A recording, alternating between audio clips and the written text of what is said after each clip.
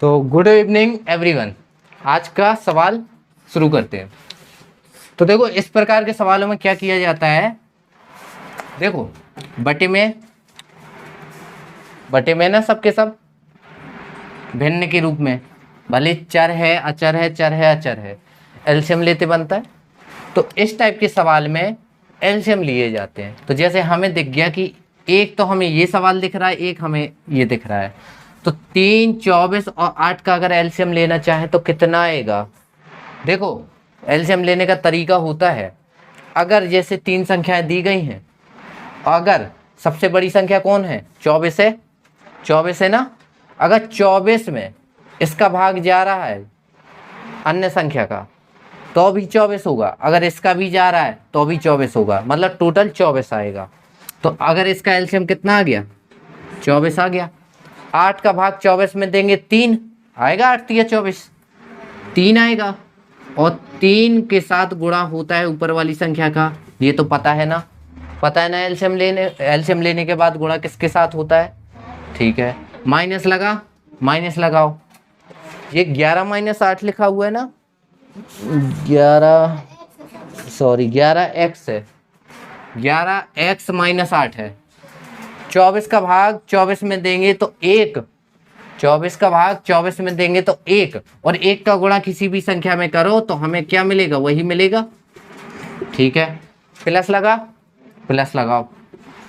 3 का भाग 24 में देंगे तो 8, 8 का गुणा x में 8x, इतना आया समझ में। अब बराबर के साइड आते हैं, 4 और 24, तो 24 हमें बड़ा दिखा ना। तो 24 में 4 के पहाड़ में 24 आता है, तो इसका ओवरऑल एलसीएम क्या हो जाएगा, 24 ही।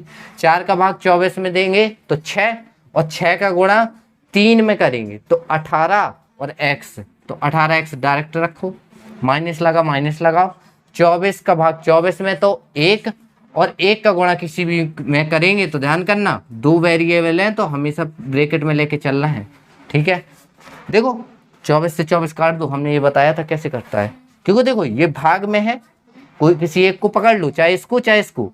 हमने बताया है जब कोई संख्या भाग में होती है एक पक्ष में तो दूसरे पक्ष में जाती है, यानी दूसरे तरफ जाएगी तो गुणा में पहुंचेगी, और जब गुणा में हो जाएगी तो कट जाएगी। समझ गए। यहां देखो, इसको खोल दो, 3 तिरका 9x, तीछंग 18, माइनस लगा ना। तो ध्यान करना, प्रसाद बंटता है तो सब में बंटता है। किसी के घर जाओगे तो सबको दोगे प्रसाद, कि एक को दे के भगाओगे, सबको देंगे, कंजूसी नहीं करना है। यहाँ देखो, माइनस का ही गुणा इसमें करेंगे तो क्या आएगा, माइनस के 11x, तो माइनस के 11x। अब इसी माइनस का गुणा माइनस में करेंगे तो प्लस के 8 हो जाएंगे कि नहीं होंगे, है ना।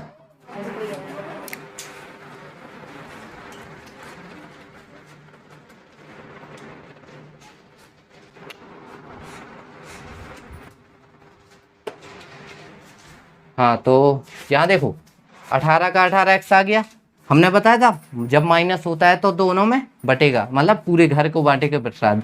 कैसे, माइनस का गुणा x में तो माइनस x, ये आ गया, माइनस का गुणा ये प्लस वाले से तो माइनस और 7, इतना आया समझ में। अब देखो x के कितने वेरिएबल है, x के ये भी है, तो देखो ये प्लस का, सो 9 और 8 17, और 17 में से 11 गए ना, ध्यान है तो देखो 17 में से 11 गए तो 6 बचते हैं, 17 में से 11 गए तो 6, और ये कौन थे, x थे। आया समझ में। देखो पहले जोड़ दिया हमने, देखा प्लस के जोड़ दिए और माइनस वाले को हटा दिया। ठीक है, प्लस के 18 प्लस के 8, 18 8 होते हैं 26, किसके, प्लस के। यहाँ देखो ये 18, ये -1 है ना, तो कितने बचे, 17 और -7। अब देखो, चाहे इसको उठा के यहाँ ले आओ, चाहे इसको उठा के वहाँ ले आओ, तो हम उसको उठा रहे। ठीक है, चाहे जिसको उठा लो, बताओ किसको उठा दे, इसको कि उसको, इसको उठा देते हैं। लो देख लो, प्लस का 17 है, उस साइड जाएगा तो माइनस के 17 में चेंज हो जाएगा ना, हो जाएगा। प्लस का 6 ज्यों का त्यों लिखा है बराबर, माइनस का 7 इस साइड है प्लस का उठा के इस साइड लाएंगे तो माइनस के 26 हो जाएंगे, 17 में से 6, देखो एक माइनस का एक प्लस का तो क्या होता है, घटता है। तो 17 में से 6 जाएंगे, 17 में से 6 जाएंगे तो 11x, लेकिन किसके, क्योंकि माइनस की संख्या दोनों में कौन बड़ी है, माइनस की संख्या। आगे बराबर लगाते हैं, माइनस माइनस तो माइनस ही आएगा। 26 और 7, 27, 28, 29, 30, 31, 32, 33। तो देखो माइनस से माइनस कैंसिल, और देखो 11x बराबर कितना बचा, 33। 11 का भाग देंगे 3, x बराबर, आया हल, समझ में आया ना। ये कुछ चीजें हमने शॉर्टकट कर दी। अब जैसे तुम क्या करते हो, इसको और इसको जोड़ते, सो उसको अलग रखते, फिर इसको ऐसे रखते, तो स्टेप बढ़ जाते हैं। तो कोशिश किया करो ये जोड़ने घटाने के काम सुलझा लिया करो। आया समझ में, किसी को कुछ पूछना है? अगले में आते हैं।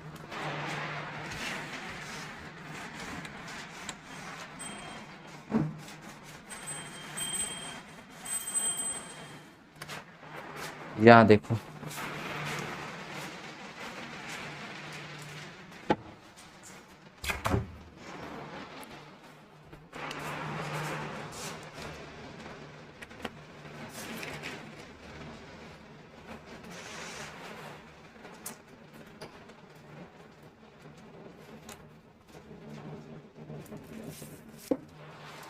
अगला हमारा सवाल है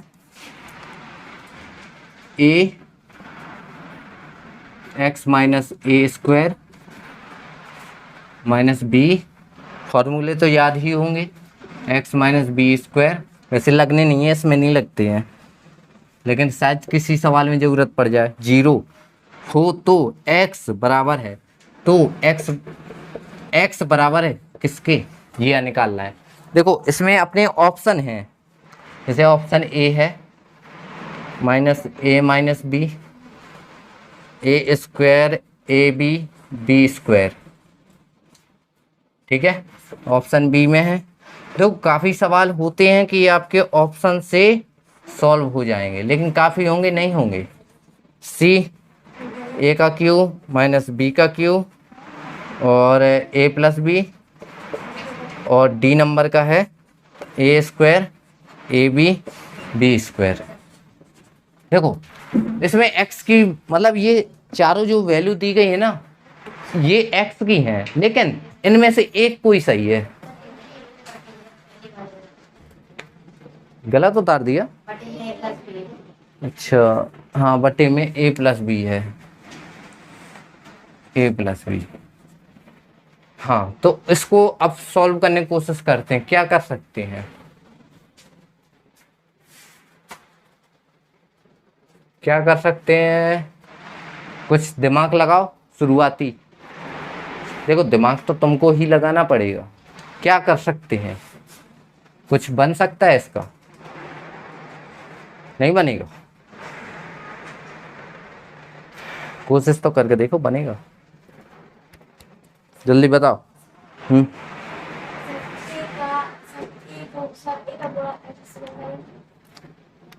करके देखते हैं, जैसे तुम्हारा दिमाग कह रहा है। ए का गुणा एक्स में तो ये ए का क्यूब बन जाएगा, ऐसा ही है। और बी का गुणा देखो माइनस है तो माइनस का गुणा भी लेके चलना है, तो माइनस का बी गुणा करना है, बी का भी करना है, तो माइनस का बी एक्स हो जाएगा और ये प्लस का बी का क्यूब हो जाएगा।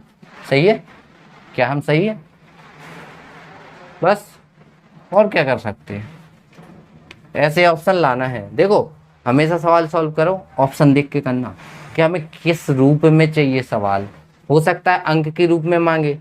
तो देखो ये इसमें जितने भी ऑप्शन है सब ए का क्यूब बी का क्यूब, इसमें भी देखो ये फॉर्मूला वाला स्टेप है, ये किसी फॉर्मूले में आता है ना, ये भी आता है, ये भी आता है, एक खाली हाँ ये भी आता है। देखो एम, अच्छा ये देखो ये अगर माइनस हटा दें तो क्या बन जाएगा, A minus B A square A B B square, ये भी एक फॉर्मूला में आता है।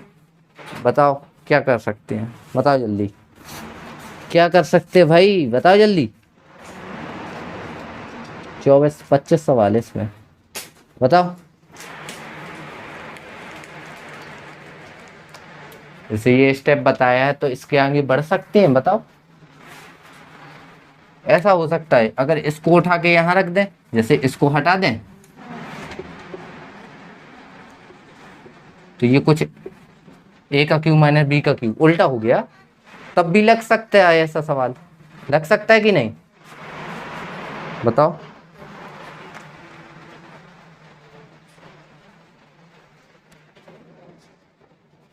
लग सकता है ऐसा सवाल।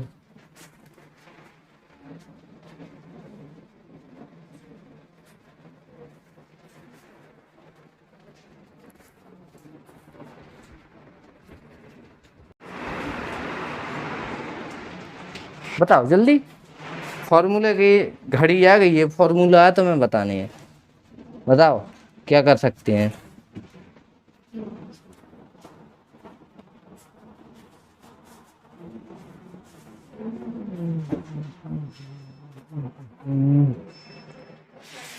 अच्छा ये बराबर में जीरो भी है। देखो एक बात बताओ, ये अभी बराबर हटाओ, ये इतना तो पता है ना कैसे आया, आगे देखते हैं। ए एक्स और ये बी एक्स लेके चलते हैं अलग। अच्छा ये बताओ, हमने तो पढ़ा है ए का क्यू माइनस बी का क्यू, ये है बी का क्यू माइनस ए का क्यू, लेकिन अभी ये क्या है, समीकरण है ना। तो एक काम करते हैं, ये माइनस की संख्या बराबर के उस साइड आएगी तो प्लस की हो जाएगी, और ये प्लस की है तो बराबर के इस साइड आएगी तो। अब हमें किसकी वैल्यू चाहिए, ध्यान करना, एक्स की, तो इससे एक्स कॉमन निकाल सकते हैं। देखो दोनों में एक्स है तो क्या बचेगा, ए माइनस बी, ए का क्यू बी का क्यू, और जब कोई संख्या गुणा में होती है तो इस साइड भाग में, तो एक्स बराबर ए का क्यू माइनस बी का क्यू अपॉन ए माइनस बी। है ऐसा ऑप्शन,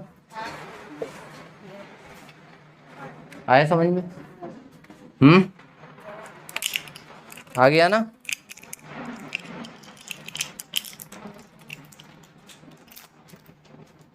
आया है ये सवाल समझ में? फॉर्मूला लग के भी आएगा, कह दो तो फॉर्मूले से बताएं, देखो फॉर्मूले से एक बोर्ड पूरा भरेगा।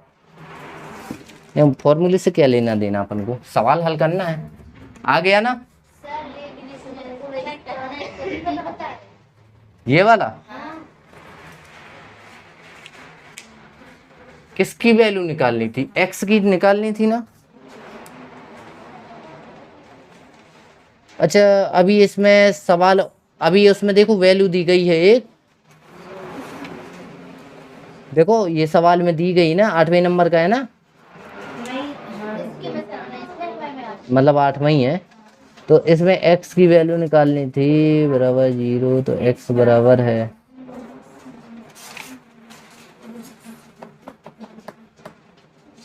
देखो देखो देखो, घबराना नहीं है, हमारा आंसर ये आया, ऑप्शन में ऐसा है, लेकिन देखो ऑप्शन में यहाँ प्लस है, देखा नहीं हमने अभी, तो ये ऑप्शन होगा क्या, इसमें है लेकिन इसमें माइनस है, लेकिन यहाँ प्लस है, ये भी नहीं है, ये नहीं है, लेकिन यहाँ देखो एक ऑप्शन में हमें ये दिख रहा है, एक में ये दिख रहा है।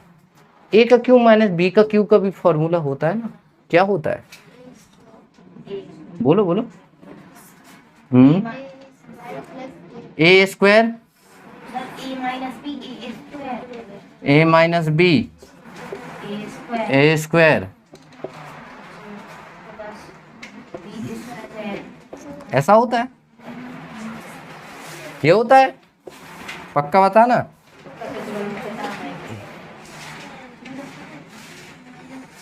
पक्का बताना।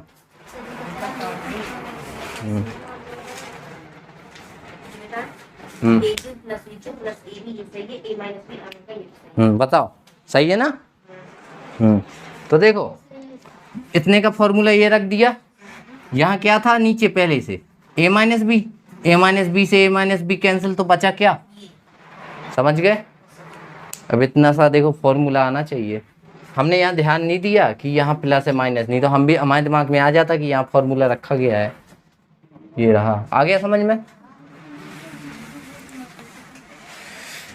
शांति से सवाल करने हैं।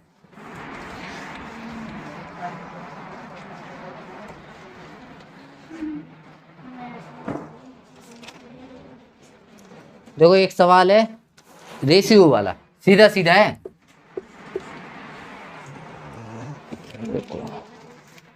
देखो रेशियो तो बनते होंगे, बराबर कितना है 1:9। तो x का मान बताना है, बताओ क्या कर सकते हैं। लेकिन देखो हमने तो एक चीज पढ़ी है, जब ऐसी सिचुएशन होती है तो रेशियो का मतलब क्या होता है, बटे में नहीं होता है। होता है, इतना पता है ये इस रेशियो का मतलब पहले के बटे में दूसरा भी आ जाता है, इसी प्रकार पहले के बटे में दूसरा आ जाएगा। अब ये क्या कर सकते हैं, तिर्यक गुणा। सो देखो 9 का गुणा 7 से, सो सीधे सीधे हमने लिख दिया। और इस साइड 63 एकम 63 से 63 गया तो x की वैल्यू 1। 0 और 1 में बहुत अंतर होता है, समझ गए। अब देखो दो संख्याओं का योग बताना, इसको पेन कॉपी हाथ में लेना है, फटाफट शॉर्टकट में करना है। हमें केवल आंसर से मतलब है और किसी चीज से नहीं, कि कैसे लगाते हो क्या करते हो। दो संख्याओं का योग है 2490। दो संख्याओं योग, मतलब हम का नहीं लिख रहे हैं कि का लिख है, बराबर है 2490। यदि पहली संख्या का इतना %, देखो पहली का 6.5%, दूसरी के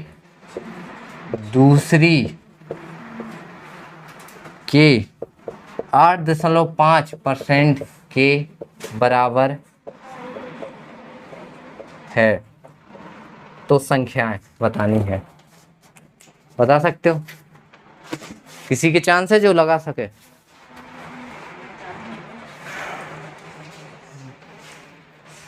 कौन बता सकता है, नहीं बता सकते। देखो दो संख्याओं का योग है, इतना है, पहली का इतना। अच्छा देखो हमें दो संख्याएं मान लेना है।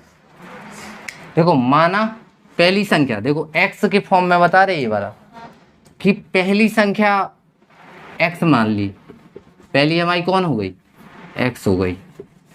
तो दूसरी पता है कौन होगी, 2490 माइनस x नहीं होगी। जैसे हमने कहा दो संख्याओं का योग क्या है, 10 है। अगर पहली 2 है तो दूसरी कौन होगी, 10 माइनस 2 ही तो होगी। देखो 8 होती है, पहली 2 है तो दूसरी कौन होगी, 8 ही होगी। कॉमन सेंस की बात है। ये बताओ दो संख्याओं का योग कितना है, 10 है, तो पहले का मान 2 है तो दूसरे का तो पता ही चल गया कि 8 है। कैसे पता, 10 में से 2 घटा दिए तो 8 मिल गए। इसी प्रकार पहली x है तो कुल में से x घटा दो तो दूसरी मिल गई कि नहीं मिल गई। तो अब वो क्या कह रहा है, दोनों संख्याओं का योग कितना है, 2490। तो देखो x, ठीक है, और एक चीज और दी गई है, पहली का 6.5%। तो पहली का मतलब पता क्या होता है, 6.5% का मतलब 100 होता है ना, बराबर है दूसरी की 8.5% के। तो देखो जब भी ऐसी सिचुएशन हम बता चुके हैं, दशमलव से दशमलव काट दो। देखो एक एक पॉइंट में है, देखो पॉइंट में है, हटाने के लिए क्या करेंगे, 10 नीचे आएगा, हटाने के लिए क्या करेंगे, 10 नीचे आएगा, समझ लो 10 से 10 कट गया। अब देखो कोई ऐसा भाग देना है जो दोनों में चला जाए, तो 5 से दे दें तो 13, और 5 से देंगे तो 17 आएगा। तो x गुणे 13 बचा यहाँ, और यहाँ क्या बचा, x नहीं, यहाँ फर्स्ट गुणे 13 बचा और सेकंड गुणे 17 बचा। तो फर्स्ट के बटे में, देखो फर्स्ट के बटे में सेकंड को पहुंचा दिया, देखो गुणा में है तो भाग में पहुंचा दिया, और ये गुणा में है तो इसके भाग में पहुंचा दो, 17/13। तो देखो पहले का मान 17 है, दूसरे का मान 13 है, मान है ये अभी अभी हल नहीं हुआ है, ये अभी रेशियो आया है, अनुपात। उसने पूछा क्या है, संख्या पूछी हमसे। हाँ सो देखो अगर हम दोनों को जोड़ दें तो 17 13 30 होते हैं, लेकिन सवाल में तो हमसे कहा कि 2490 है, वही कहा ना, सवाल में क्या कहा कि 2490 होने चाहिए, लेकिन हमारे जोड़ने में 30 आया। तो एक देखो 0 से 0 काटा, 3 से भाग देंगे तो 3 8 24, 3 3 9, तो एक की वैल्यू कितनी आई 83, तो एक की वैल्यू 83, तो 17 की बताओ 17 गुणे 83 कर दो तो 17 दिया 51 कि 5 17 8 136 और 5 ऐसा ही है, ठीक है। 1411 एक आ गई। अब इसमें 13 का 13 8 104, 10 13 एकम 13 और 10 23, 13 एकम 13 और 10 23। गलत है क्या कहीं? अरे यहाँ देखो, यहाँ 13 है, यहाँ 83 है, इसका गुणा करो। गलत हो रहा है क्या कहीं? 13 3 कितना होता है 39 कि 3 और 13 8 104, तो 104 और 3 107। अब देखो दोनों को जोड़ लेना, इतने के बराबर आएगा।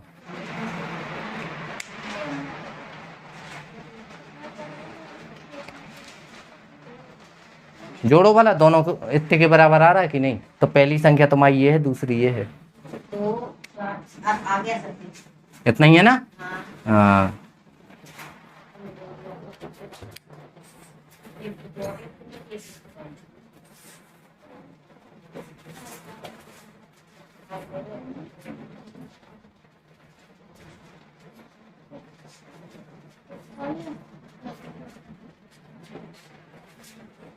एक बार और समझा रहे, इसी को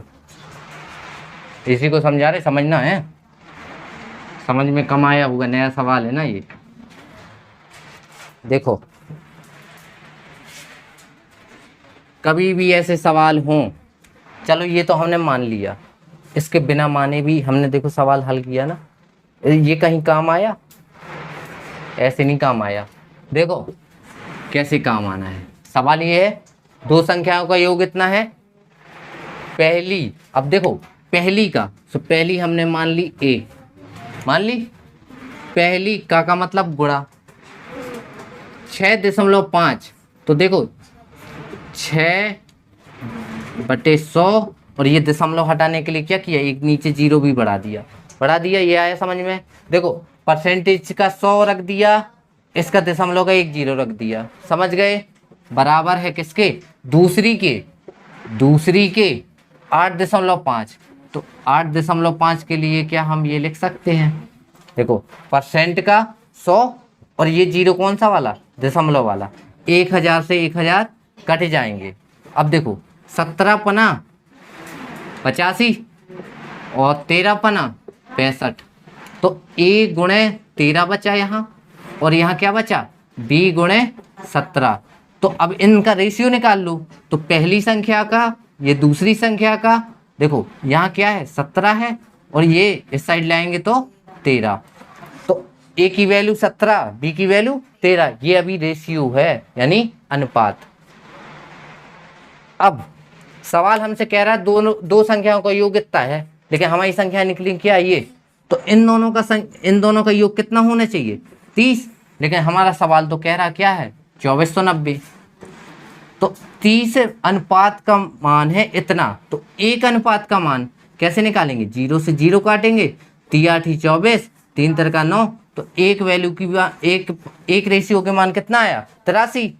तो अब निकालते हैं, a किसके बराबर है 17 के, एक रेशियो किसके बराबर 13 के, ऐसा ही है, एक रेशियो है 13 के, और हमारे पास कितने रेशियो है 17, यह आया समझ में। एक रेशियो का मान कितना है 83, और एक रेशियो, कितने रेशियो निकालने हैं? 17। तो 17 तिया इक्यावन की 5, 17 अट्ठे 136 और 5 141। बी में देखते हैं, एक रेशियो का मान 83 और कितने रेशियो के निकालना? 13 के। तो 13 तिया 39 की 3, 13 अट्ठे 104। कितना आया? 13 अट्ठे 104 होता है ना, 107। सही है, ये आ गए।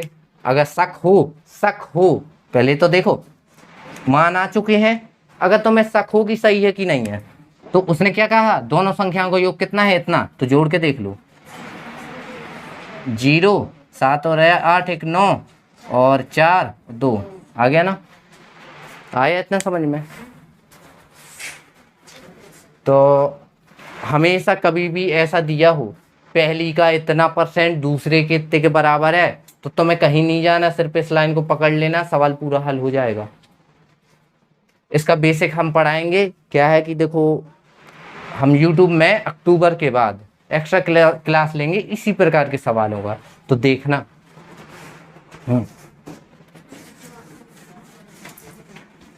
अब तो आ गया होगा ना ये दूसरी बार में समझ में। देखो अगर समझ में ना आए तो पूछ लेना है, क्योंकि देखो हमें तो पता नहीं है, तुम ही लोग जानते हो कि तुम्हें क्या नहीं समझ में आता है, हमें थोड़ी पता होगा। अब देखो कितना अच्छा सवाल है। एक व्यक्ति अपनी संपत्ति का आधा भाग, हमें संपत्ति नहीं पता ना, तो मान ली हम उसकी कितनी है, कुल संपत्ति कितनी है? कुल संपत्ति बराबर क्या है? x मान लिया x। अब वो क्या कह रहा है? एक व्यक्ति अपनी संपत्ति का आधा भाग, संपत्ति का आधा भाग x/2 नहीं होगा? ये आया किसी को समझ में? टोटल का आधा भाग यही कहलाता ना, x/2। आधा भाग अपनी पत्नी को, तो पत्नी को कितना मिला? x/2। ठीक है। अब अपने पुत्र को, नहीं सॉरी, 1/3 अपने पुत्र को, तो किसका 1/3? संपत्ति का ही चल रहा है, ध्यान करना। तो इसी संपत्ति का 1/3 किसको? पुत्र को। ठीक है। तथा शेष, अब शेष कितनी बची है? तो ध्यान देना, अब यहाँ सवाल पलटेगा। जैसे हमने कहा तुम्हारी उस व्यक्ति की संपत्ति है 100, पत्नी को दे दी आधी, तो आधी तो 50 आ जाएगी, ऐसा ही है।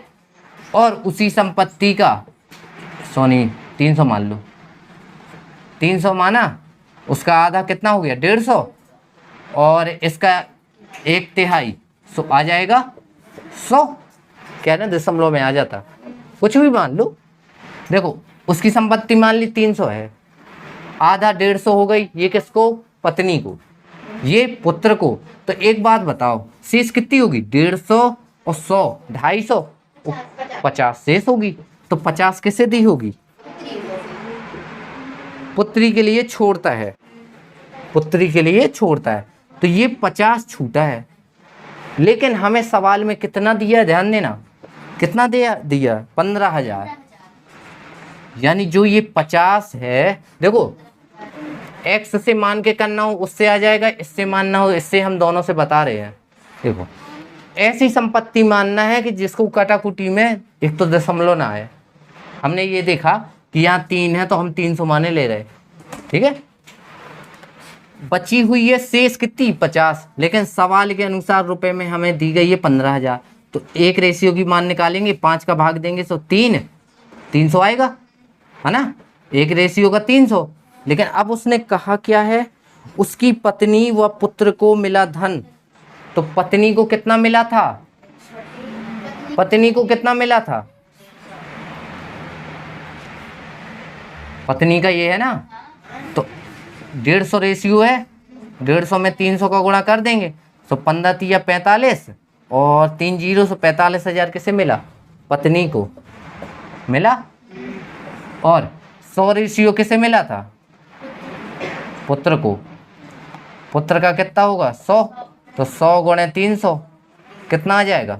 30,000। 3,000 नहीं, देखो आंसर है। अब देखो x वाले में देखो, हमें तो ये अच्छा लगता है। यहाँ देखो कुल संपत्ति है x, पत्नी को आधा, पुत्र को 1/3। तो अब शेष संपत्ति कितनी होगी? तो पहले हमें शेष निकालना पड़ेगा।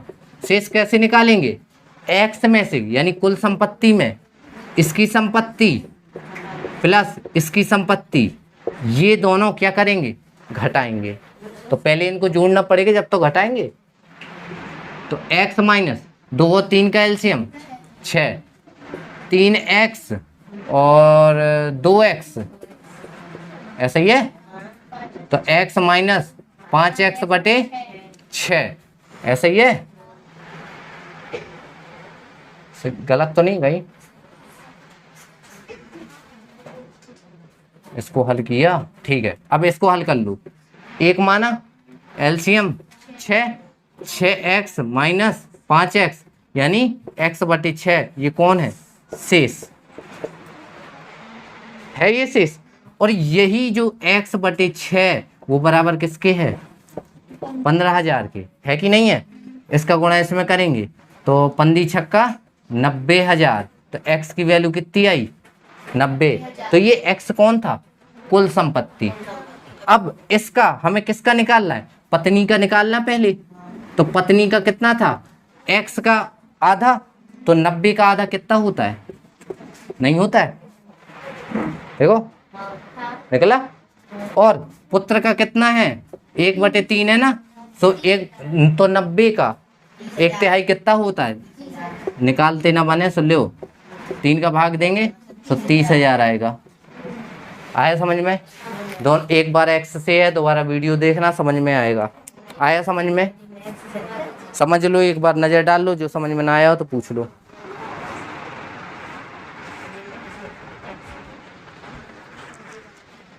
हाँ, तो अब इसके आगे के सवाल लगाना, जितने पूछे थे बता दिए, बन जाएंगे जो भी हो, ठीक है।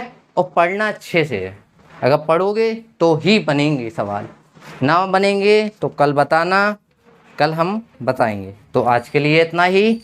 सेशन अच्छा लगा हो तो वीडियो को लाइक करना है, शेयर करना है, व्हाट्सएप में अपने स्टेटस में लगाना है, अपने रिश्तेदार को भेजना है, मतलब जहाँ मिले वहाँ देना है, कम से कम लाइक तो मिलेगा, ठीक है। Okay, bye.